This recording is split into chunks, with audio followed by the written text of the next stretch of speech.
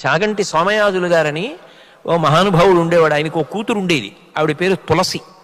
ఆవిడ ఒక రోజున తండ్రి దగ్గరికి వచ్చి అడిగింది, నాన్నగారు అసలు అర్థం పర్థం లేకుండా విమర్శ చేసినా అంగీకరించాలా? దాన్ని కూడా ఊరుకోవాలా? మీరు తొందరపడకమ్మా అంటారేమిటి నాన్నగారు ప్రతిదానికి అని అడిగింది. అడిగితే ఆయన అన్నారు, అమ్మా నువ్వు రాసిన విషయం ఏదైనా ఇలా పట్టరావు ఓ కాగితం అన్నారు. ఆవిడ వ్రాస్తూ ఉండేవారు వ్యాసాలు. ఓ కాగితం పట్టుకొచ్చింది. నేను అడిగింది ఏమిటి, నాన్నగారు చెప్తున్నది ఏమిటి అని విసుక్కుని. ఆయన కాగితం వంక చూసి అన్నారు, అమ్మ మార్జిన్ వదిలిపెట్టామి, అది కూడా రాసైపోయావా అన్నారు. ఆ అమ్మాయింది, నాన్నగారు కాగితం అంతా రాసేస్తే అందంగా ఉండదు, మార్జిన్ వదిలితేనే అందంగా ఉంటుంది నాన్నగారు అంది.